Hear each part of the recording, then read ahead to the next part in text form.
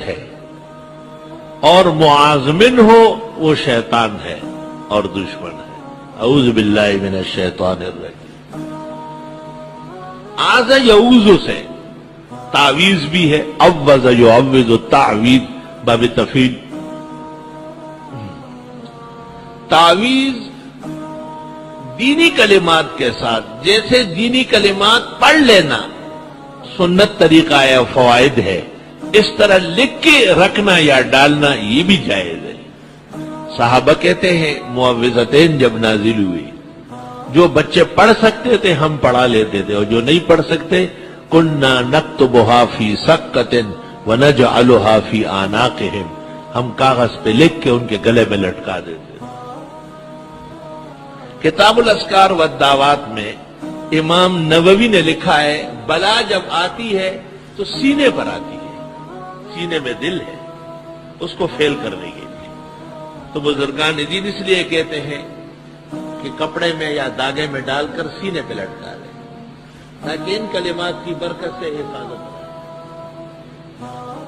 کوئی حرج نہیں، جائز کلمات کے ساتھ تعویذ لکھنا جائز ہے، ناجائز کلمات پڑھنا بھی ناجائز، لکھنا بھی ناجائز۔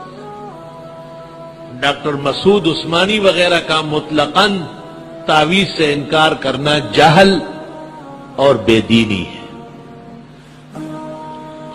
اعوذ باللہ من الشیطان الرجیم پڑھنا جس طرح مفید و مؤثر ہے، اس طرح اس کے لکھ کا دینا بھی خطرہ فائدے سے خالی نہیں اور خطروں سے بچت کا ضامن ہے۔ اور اس حدیث کا ترجمہ جو ترمذی اور ابو داؤد میں ہے، التمائم شرک، تمائم جمع ہے تمیمہ کی۔ تمیمہ اس نقش کو کہتے ہیں، اس گٹ کو کہتے ہیں، رسی کو کہتے ہیں جس پر ناجائز کلمات و اسما پڑے گئے۔